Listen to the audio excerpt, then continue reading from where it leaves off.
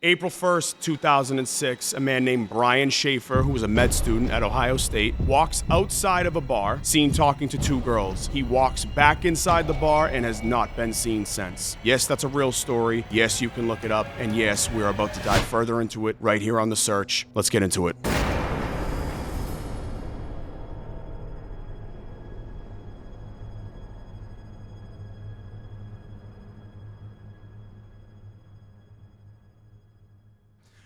Alrighty, so as you guys have been seeing on this season of The Search, we are doing a lot of water-related deaths, mostly, obviously, with young men,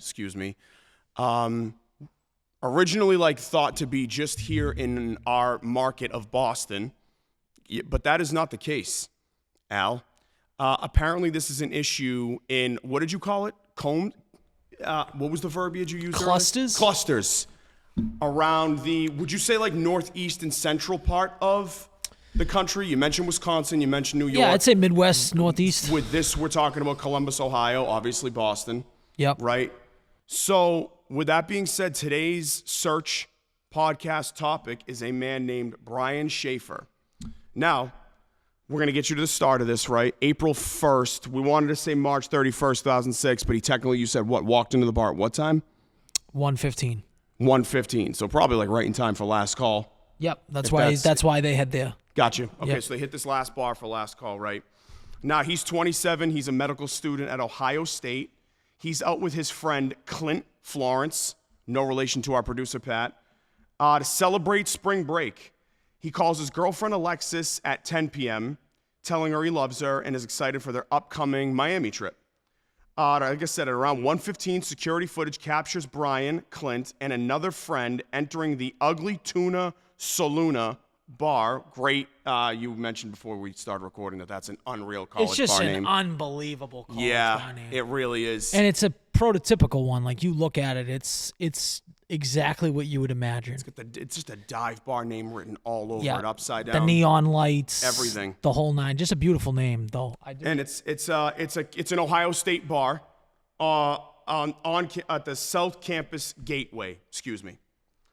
Now, the actual time of disappearance. Did you have a nook and cranny to throw in there? Anything else we should know, real quick, before we go to the next? Yeah. So 9 o'clock, right before 9 o'clock, he meets Clint at the Ugly Tuna Saloon to kick off spring break bar hopping. So they start there, and they're bar hopping. They're taking shots at different places. 10 o'clock, he calls the girlfriend, Alexis Wagner. She's out of town. She's in, I believe, Toledo, Ohio, before their planned Miami trip.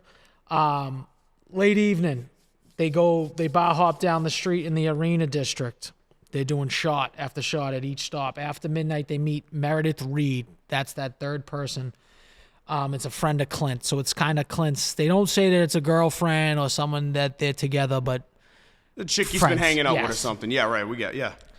She actually drives them back to the Ugly Tuna for the last round. So they go back to the Ugly Tuna for that last round.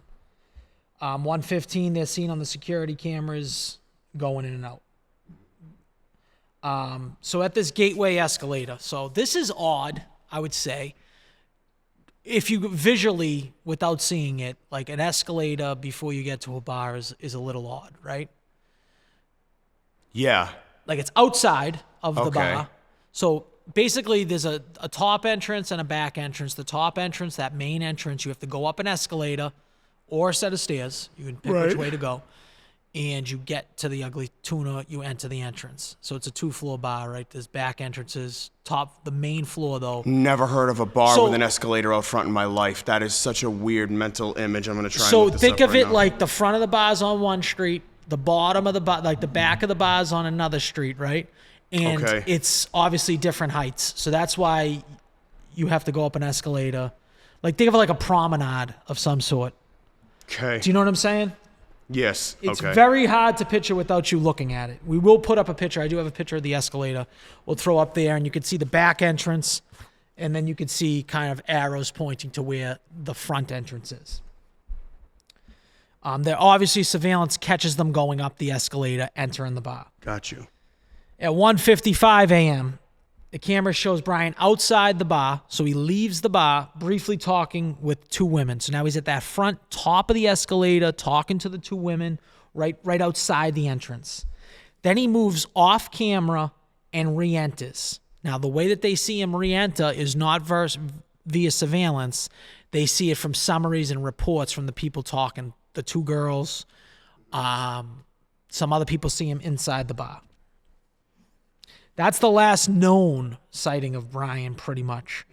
At 2 a.m., the bar closes. So it's a 2 a.m. cutoff. Everyone's leaving. I'm assuming last call has happened before the 1:55.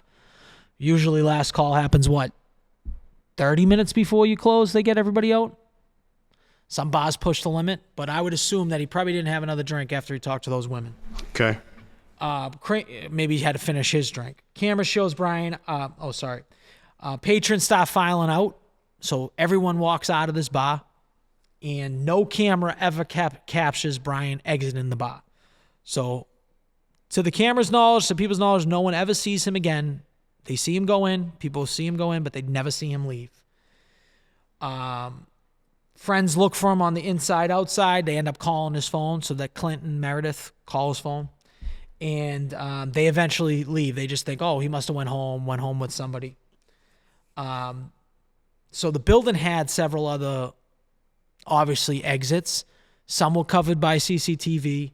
Some were blocked due to construction happening. So there was a construction zone. So there was a lot of construction going on within the building. There's a couple of other theories here on Reddit that are corroborating your statement. Yeah, because I'm looking at it now. Yeah. So from that time on, they keep trying to call his phone. He doesn't answer any of his phone. No bank or phone activity at all. And he's reported missing shortly thereafter. I can go into a full minute by minute timeline if you want to get the full picture of the night. I will. I think it's important to throw this in that somebody on Reddit, it's literally, you can look it up. There's a whole Reddit thread that's just this. A whole Reddit thread, right? This is one of the biggest mysteries, I would say. In the country, really, yes, to be honest. Because how does someone go into a place and just not be seen leaving? Yeah, we'll get into theories later on what they think might have happened or could have happened, but yes. Well, this is a clue that the OP is by Autumn Sun 77 as of 2 years ago on this Reddit thread. It's got 23 upvotes.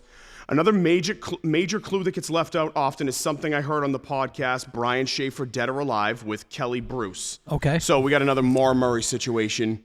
Yes. Or the other, I forget who else we did, that there's a whole podcast on too. Brianna Maitland? Brianna Maitland, I think, has her own. Yeah. So shout out to these people that do these podcasts on just Is this a long form one with multiple episodes? Is that what it seems like? I'm not sure. Okay. I have no idea. I'm assuming it is. Yeah. Because his name is the primary part of the title and not the other way around. Right. In other words, not Dead or Alive, Brian insert Shaffer. Blake, insert blank, you know what I mean? Brian Right. Shaffer, Amy Bradley, whoever, right? Kelly interviewed the former lead detective on the case, John Hurst. John said that Brian's phone pinged in that area after he went missing. This was months before Brian's then-girlfriend called his phone and it started ringing, but the cell phone company said it was due to a glitch. Right. I don't think the OP does not think it was due to a glitch. His phone pinged in Hillard, Ohio at that time. Jack, can we get a look on where Hillard, Ohio is in relation, unless you have something on that? No, I mean, we definitely had to mention that the girlfriend calls the phone 6 months down the road. So before we get into the timeline, just on a home run? No, so this is what she was doing while he's looking that up. Gotcha. She was calling him every single night to basically hear his voice, the voicemail. She would leave voicemails, listen to the voicemails, and just to hear his voice. That's sad shit, right? Yeah, right. For 6 straight months, every single night, that was her routine. She'd go home, do whatever she had to do. At the end of the night, she'd call. One night, 6 months later, it actually rings. It wasn't going straight to voicemail. It actually rings. No one picks up or anything like that, but it's the first time it ever rang, and it freaked her out. She obviously told the cops, listen, this phone rang. They also said that was a glitch, too. So you got that ping in between that 6 months in that area. In Hillard, Ohio. Jack, do we have anything on Hillard, Ohio, real quick? In relation to Columbus, Ohio. Where Ohio State is. Okay, let me see. In relation to Ohio State, Hillard, Ohio is about 7 miles away. Not that far. Yeah. Realistically. And if we go back to other cases, they say it's usually in a 1.5 mile radius, right? The pings usually are within that radius. I don't know. So this would be out of that. yes, I don't know if it's a different. Or If if they it's a just different pinged, case based on yeah, Columbus, or if they Ohio. just pinged from a different location. Correct. That this would have been within 1.5 miles of. But I believe that means the phone had to be on. Is that okay? So this leads to the I'm next pretty part of this. sure the This phone- all leads the OP to think that whoever was involved kept his phone. Well, that's a theory. That's a theory. that Brian's someone has the phone went to voicemail when his friends called him the night he went missing. For his phone to ping in that area during that time he went missing, that month and months later, that September means it was turned on. With today's technology, this case would have been solved already if it happened today. Do you have anything else you want to continue on right there? No, I mean it's going to be one of those things that we're like confused by. Mm-hmm. Is it really a glitch? Can that? I would love to talk to someone in a phone company. Can this happen? Can there be glitches where like a ping registers? Did she say how many times it rang?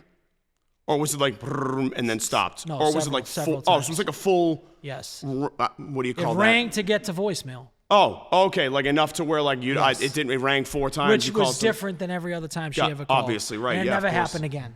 Right. So did someone turn on the phone? Did someone turn on the phone and it happened to ring and fuck, I'm shutting it back off? Right.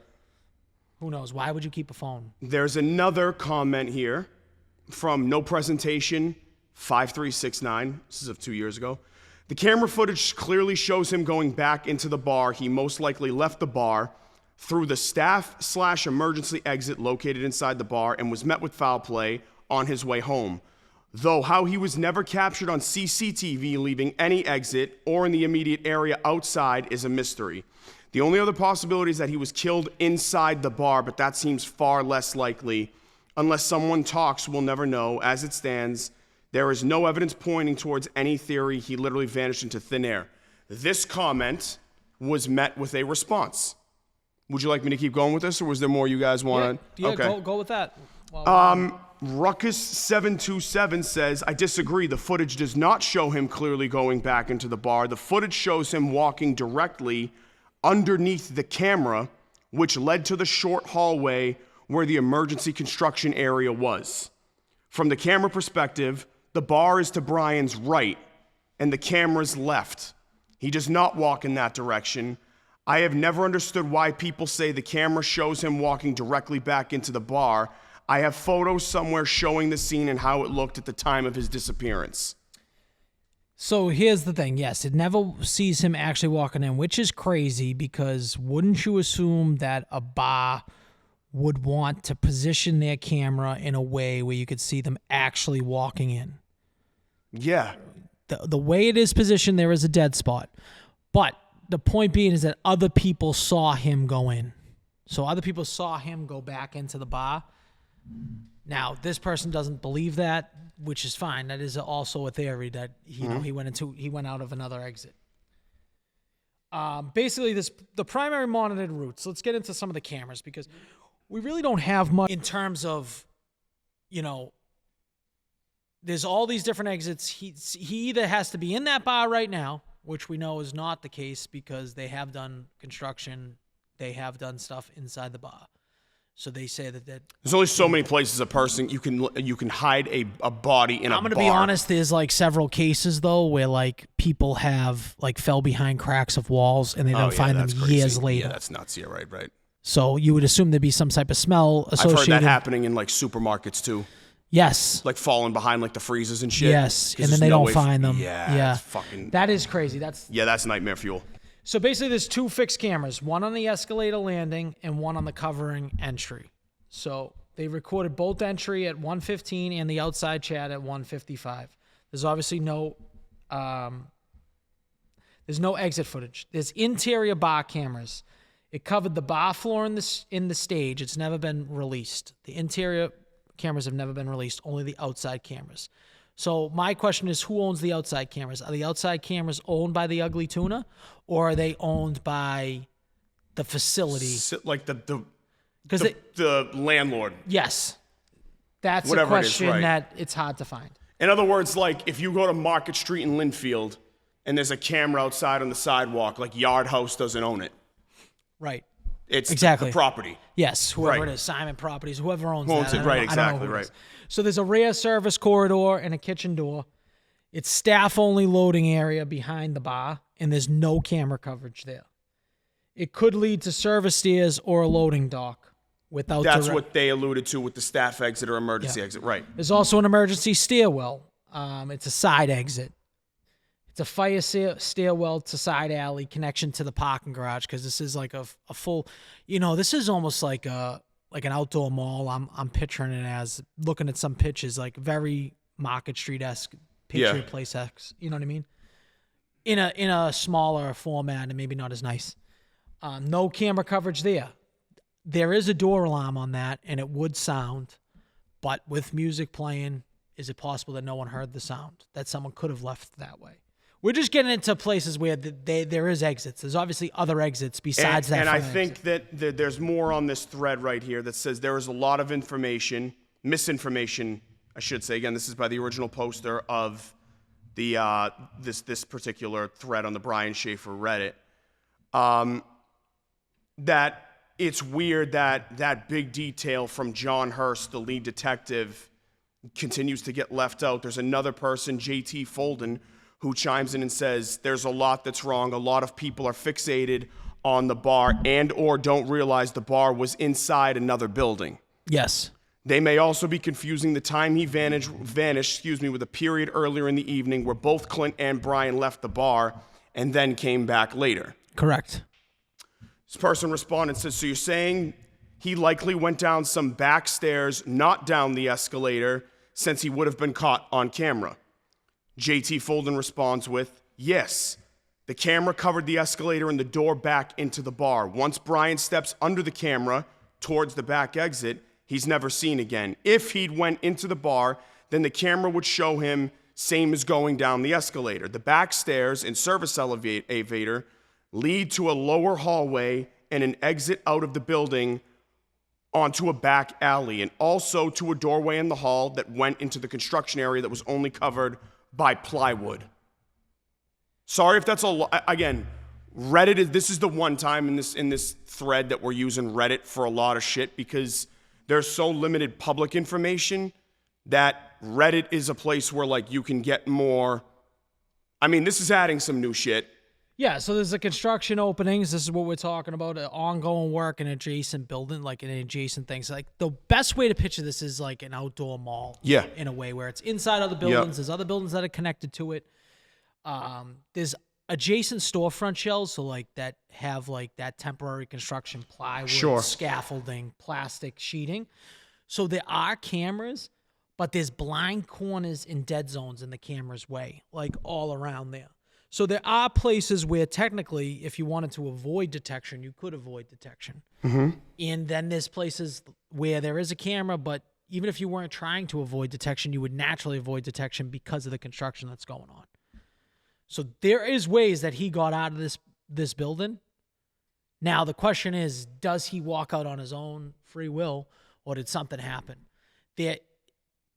It's very up in the air whether he walks that. A lot of people feel that he actually did walk into the building because there's no camera right at the door, right at the entrance. You know what I mean? There's that little spot, like what we're saying, it's on the landing. But does he go into the Ugly Tuna, or does he go down like an alley, like that emergency exit? That they don't know. Right. But witnesses point him that he does go into the thing. Got you.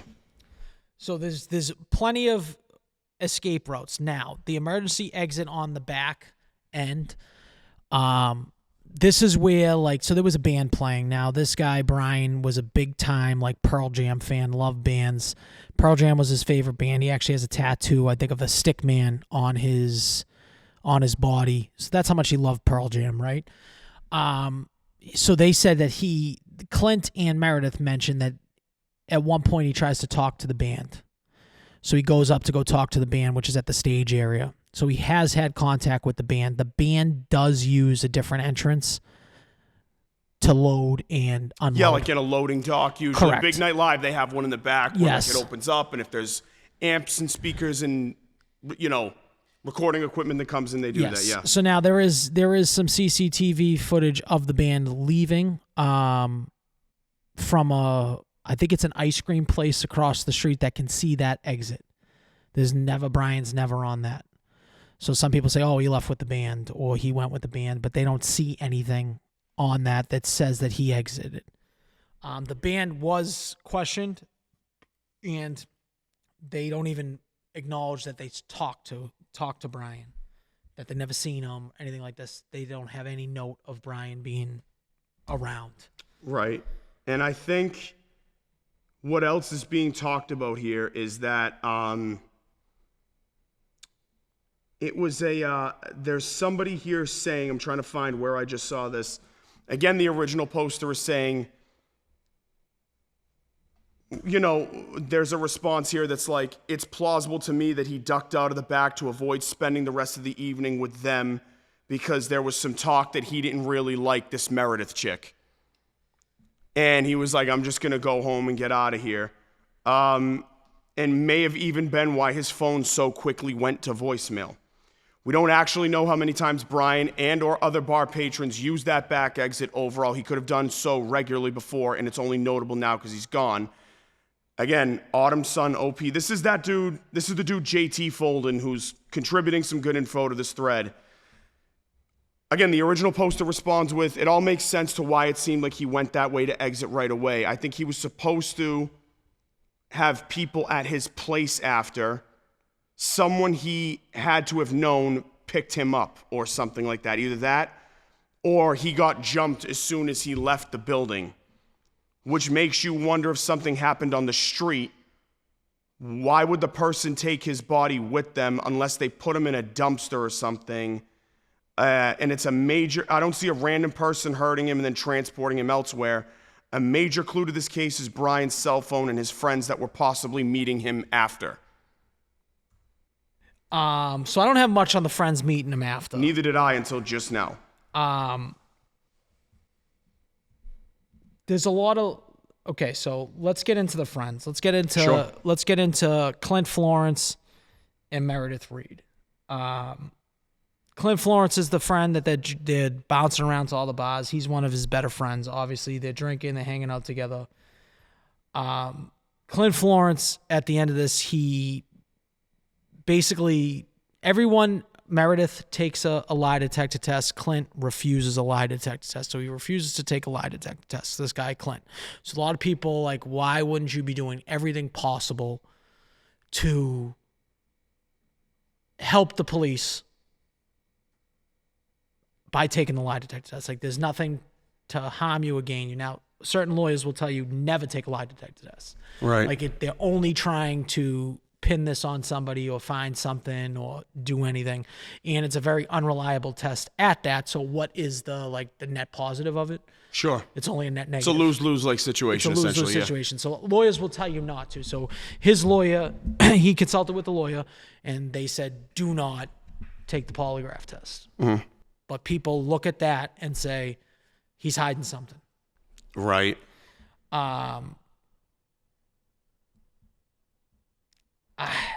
have another thing right here where it says, I think this poster, Luminous 192, says, I personally think something happened around the Wendy's where the sniffer dogs followed his scent to. Yep. And where there was a non-functioning CCTV camera. Either a robbery, a drunken fight, or a meetup gone wrong. He could have gotten into a car willingly or could have just been abducted.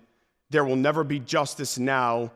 The sniffer dogs following his scent from the construction exit to the Wendy's area says a lot, in my opinion. So that is an interesting piece of information. So yeah, people will say that the sniffer dogs, he was bouncing all around anyways, so his scent would be anywhere anyways. If he's bouncing from bar to bar. Okay. Yeah, I see what you mean. You know what I mean? I'm just giving you that opposite. Yeah, no, you're right. Opposite. Devil's advocate, spin zone. Yeah, absolutely. Absolutely. But yeah, so Clint Florence, last friend with him. He doesn't really talk to the cops. He doesn't take a polygraph test. He doesn't participate in any of the searches for Brian in the area. But again, no evidence implicates him besides that stuff. Polygraph's obviously not reliable. either way, even if he was to take it. And they never named him a suspect whatsoever. So there's another part of this right here that showed like a picture. There's a picture again on the Brian Shaffer Reddit that shows like the back hallway and the trash compactor that is in the bar. Now, somebody says that's an easy way to dispose of a body. No disrespect, just saying. He went missing Friday and not reporting missing till he missed his flight on Monday. Trash is often taken out on Mondays, but you think they'd have cadaver dogs all over the place. Interesting to see the layout of the place. Somebody responded, Blue No More. Even if Brian was put in the trash compactor and it was emptied on Monday before he was emptied on Monday before he was reported missing, the dogs would have alerted at the compactors if his remains were in there at any stage. Yes. So no luck with that lead. Right, because if you got cadaver dogs looking for it, they would obviously smell. Again, though, this is one of those things, every case we do, that they are unpredictable in certain ways. So there's basically a couple main theories here, right? It's either an accidental death in the building, right? So Brian either like fell or was trapped or killed himself inside the bar.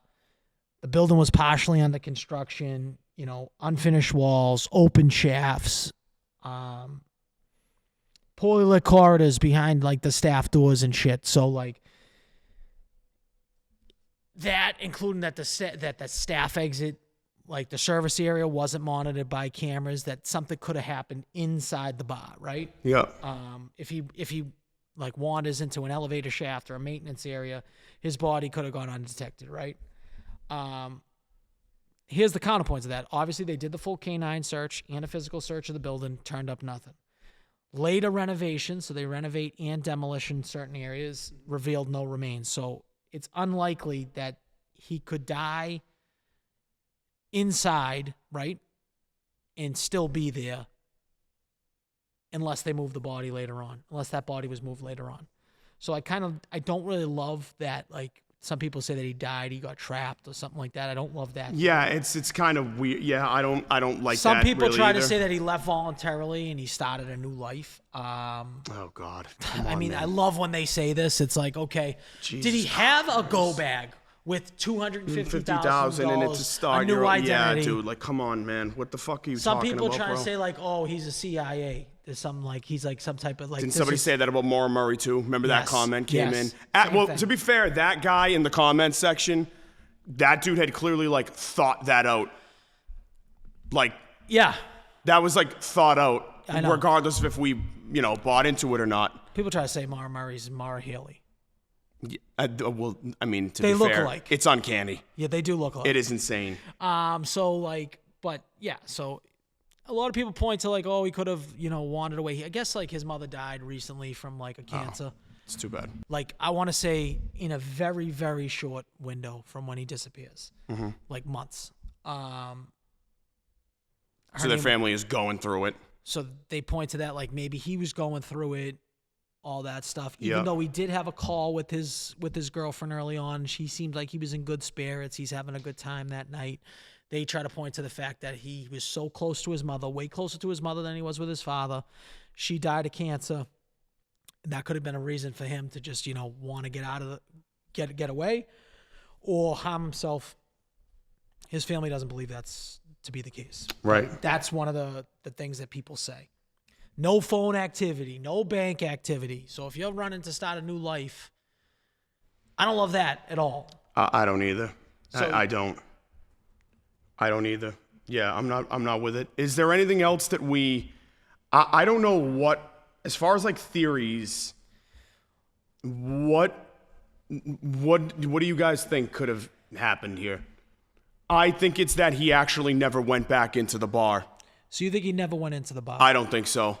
No. But you don't think he walks, some type of CCTV on the street or something would have? I don't know. I just But don't what think about those people that say he comes back into the bar at 1:55? You think that they're mistaken? Well, yeah, you know what? Fuck. It's so much of this is like these people saw him come in and then he went out and then he was back in and he was talking to these people. So now, here I am thinking I got a solid theory, and then it's like, So he's last seen Nope. inside. If you we got to take what the information given to us. I think that if he's last seen inside, and we're assuming it's a reliable source. He's last seen inside and he's never captured leaving. You have to assume that something either happens in that bar or he leaves one of the service exits, right? Bar has live music. They have that crew loading stuff in and out. Could he have fallen? Could have something happened and either something with the bar or with the crew, and they could have hidden him out of like panic. Could that have happened? I mean, police interviewed all the staff, though. So they interview all the staff, the musicians and the security, and there's no evidence of struggle or blood. So, like, if someone were to slip and fall, there would obviously be some blood or something like that. If there was some type of struggle between, let's say, this band that Clint and Meredith say that he goes and talks to the band. They say that they'd never talked to him. So either one of them's mistaken or they just didn't remember him. I mean, how many people talk to a band in a night? Probably a lot. You ever go yeah, up to it depends on what kind of band. If like it's a cover band, play fucking "Semi Charmed Life" by Third Eye Blind. You know what I mean? Pat, have you ever played like a bar like that before? Pat's you're a into guitarist music. over there. We Pat's do. I don't know if he's gigging, but he's a guitarist. No, I've never played that. Really, the Point. You know, the Point in Boston by Faneuil Hall. Yes. That's been the main spot for me so far in the short-lived career. Really? Okay. So you go to the Point and you do.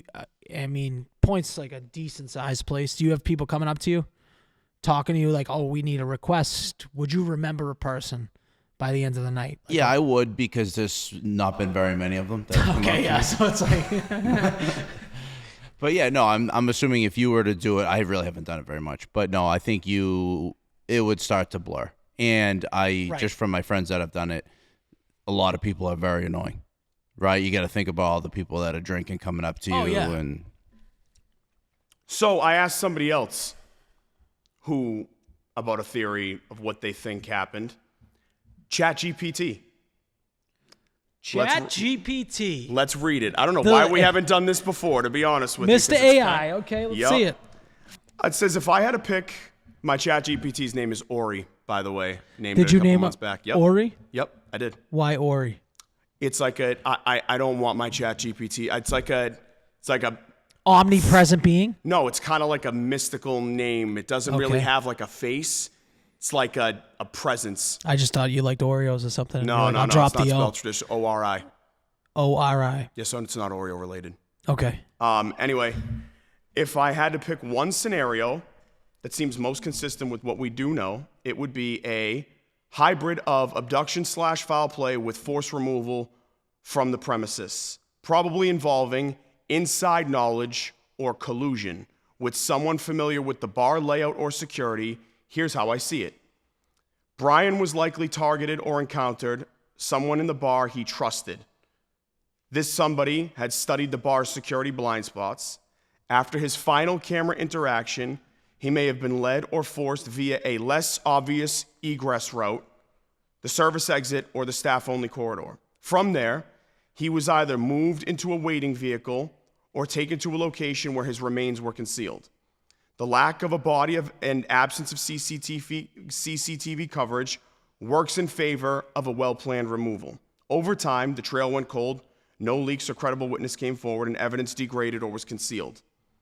Between the quote-unquote murder inside and removal and abduction from a hidden exit, the latter seems slightly more probable in my view, given the need to explain no footage of leaving and no body recovered. So essentially, if we're going off ChatGPT's theory, I would surmise, based on what this is telling me, would think that he was trying to buy something from somebody in the bar, drugs or something, and they said, sneak you out the back, come this way, we'll do the deal down here. They walked him out of a back exit or whoever, tossed him in a car and whatever the fuck, I don't know. He got in the car to do an exchange. I don't know whether he was buying Coke, X, whatever the fuck it was. And I don't know, something went bad or they drove off and abducted, whatever the fuck. I don't know what it was. But honestly, I don't hate it. I don't hate that idea. I think it might have been somebody like you said, like I said, that knows the bar layout well, to where it's like, oh, there's no cameras down here. Come here, I got the shit that you want or that you're looking for. How many times gone bad? Potentially, kind of like Brianna Maitland, at least what I think. Right. Right. So again, this isn't my theory. This is ChatGPT putting this together because I think that's more like a more realistic thought out theory than he just went in and disappeared. Well, yeah. Or he died between walls. Like he knew somebody in that bar. That's more plausible to me. That like it could have been how many times has somebody come up to you, let alone at the end of the night at a bar? Jack, you might be a little new to this. But we got 3 other 30-year-old guys up here, plus-year-old guys up here. End of the night, somebody's like, yo, I can get coke. Yeah. Like, yo, you got, what do you dust, you got, what do you, look, dust. Whatever the fuck, MD, whatever it is. I don't fucking know. Yeah. Anything. I'm looking for malt, anybody who's got shit. Yeah, come back down here, whatever the fuck. It's happened a million fucking billion times. I'd really like to know the exact conversation he has with those 2 girls outside. Like he has. Yeah, did nobody ask them? Like, they what did definitely you guys were talk asked. about? They definitely were interviewed. There's no direct conversation. I mean, it seems like in some of the surveillance things that it's just talking to 2 girls. That's it. Yeah, it doesn't the most seem innocuous bar activity ever. There's like, 2 guys outside of a bar talking to 2 girls. There's zero points to remark on. A lot of people try to tie this to the smiley face, right? So this is one of those cases that a lot of people put as one of the people in the Columbus, Ohio cluster. That's one of the reasons why we're doing this thing. Yep. But he's never found in water, so it would be a totally different thing, or they just haven't found the body yet. Or is there a body of water that would make sense for him to be in nearby? Can we get a map real quick check of the surrounding area? Would there even be a body of water to get him into? I would assume so. Let's see. There has to be water around there. There's lakes. People have speculated about whether he could have ended up in water, but there is not an accessible river or pond right next to the bar. I know not next to the bar, but if he was transported... Even if it's in within 5 miles. Yeah, oh, yeah. There's the Olentangy River, roughly half a mile away. The Scioto River is farther southwest, about a mile and a half away. So this is just about as realistic as it would be as somebody going missing in Boston and ending up in the Charles River. Both rivers were searched multiple times. No trace of Brian or his belongings. Interesting. Yeah, that river, if looking at it on the thing, is pretty close. It's fairly close. Again, if it's a river, it leads to a bigger thing of water. Right. Would you agree? Right. Rivers go to bigger portions. So, depending on currents. I think I'm gonna co-sign the ChatGPT theory here. If that sounds lazy, he was trying to buy something at the end of the night, especially if he's supposed to meet people at the fucking house after. If he's got people meeting him after, who's to say he wasn't the guy supposed to show up with the bag of coke? Yeah, I mean, but there's no mention from Clint or anybody that he's meeting people. That's the only thing that sucks. It's like that. Why wouldn't Clint just say that? Why wouldn't he just say? But again, Clint wasn't cooperative at all with the police. So maybe they were having a party. Maybe they were. Maybe he just was having. Maybe he was in charge of getting the stuff to bring it back. Right. And maybe Clint feels weird about that. I mean, I don't want to talk about us buying coke. I know. Who gives? I get it. I get it. I mean, at the end of the day, I'm not a drug guy personally, but there's way worse shit you can implicate yourself in doing than buying coke, leaving a bar at night. You know what I mean? I don't like Clint's last name. You can't trust. Yeah, it's really throwing me off here. It feels like we're close to the enemy right now. You know what I'm saying? Is the perpetrator in this room with us? Did Clint change his name to Pat? Pat. Yeah. And relocate to fucking Massachusetts. Did he? Oh my God, that's awesome. Was Pat part of the band? Could they be related? Pat, it's really getting crazy. This is where he started. It's getting nuts, man. The Pat connection is out of control right now. All right. This one's starting to run long. Gotcha. We good to wrap this one up? Yeah, we are good. I didn't realize how long this one ran. Well, at any rate, I was just kidding. Oh, that's it. You thought that was serious? I thought he was. He had me. I'm not gonna lie, Pat. You had me. That was a good one. Yeah, I'm going to go with I hate to sound lazy. I'm going to go with the ChatGPT thing. I really can't get my mind off the band from the jump. When they said that he went and talked to the band says basically they never saw this person. The band has access to an exit that they know. They've been to that bar before. They know that exit doesn't have cameras, presumably.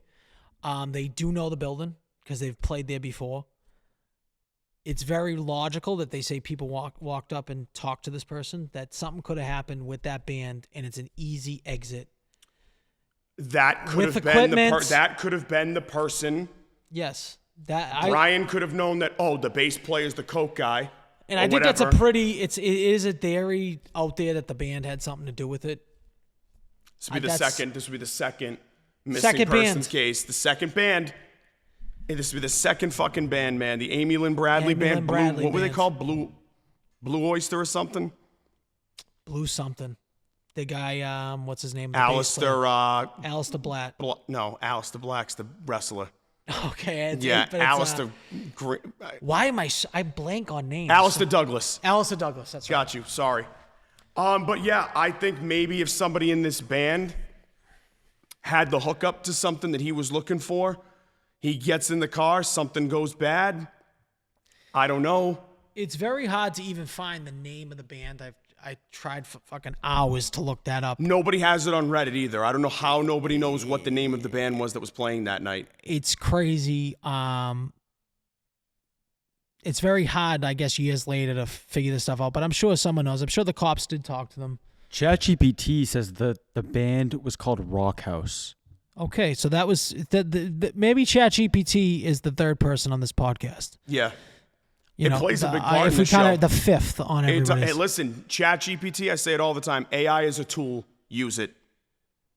You know what I mean? Look at that. Yeah. See? It's great. Rock House. Very That is such a bad name what for a a band. horrible fucking band. I like them more now. All time bad. I mean, what the fuck is that? Rock House. Rock band, House? Columbus, Ohio. That is brutal. Local rock cover band. 80s rock hits? Could this definitely be the band? It says they were performing at the Ugly Tuna Saloon the night Brian Shaffer went missing. Where did you? Was that ChatGPT? Yes, and I These asked if dudes it was look sure. old, so it kind of makes Define sense. old, bro. Hold on. It was 2006. 55, 60. Oh. So Yeah. that would- When it makes sense that they would be playing shit from the 80s is what I'm saying, Yeah, right? 35 to 40. Oh, they yeah. probably were when they were playing. Right. Here I go again on my... Yeah, what's... I do love an 80s rock band. Yeah. I mean, we were that's big white... just- Yeah. No, Little I White do. Snake. Yeah, But it you is, never it know. is. This I think, like, swear to Christ, this ChatGPT thing might be onto something where it's like, this kid, like Brian knew that one of the guys in the band had a hookup for something and was like, yeah, just my buddy will be outside, go out this exit. There's no cameras there or nothing. And you'll get done, do what you got to do and bop it a bow. That's not out of the realm of possibility. Yeah. I guess on True Crime Garage, they actually talked about the band. That's really? one of their big things. Was Shout about out the to band. True Crime Garage. True Crime Garage. Shout out to True Crime Garage. Yeah. That's awesome. Podcast that did it. And to the fucking podcast that's dedicated to this case. There's a lot of podcasts. Any I of listened you- to a few of them because you kind of, that's like all you really have Any to go of on. any of you podcasts that do like a whole thing on one case, the Mara Murray one, this dead or alive woman, shout out to fucking you, man. Because Mara Murray's like 150 episodes. That's just insane to me still. That's just absolutely fucking crazy. Well, they're doing real life interviews. They're doing a lot of stuff. God Right. bless them for taking Hell yeah. the time. Yeah, Hopefully, absolutely. something's got to give in some At of some these point, cases. I agree. Theories, Jack, Pat, before we end this? I kind of like it being a drug-related thing. Whether the band was involved or not, probably involved, honestly. I kind of like that. I like the ChatGPT theory you had. Yeah.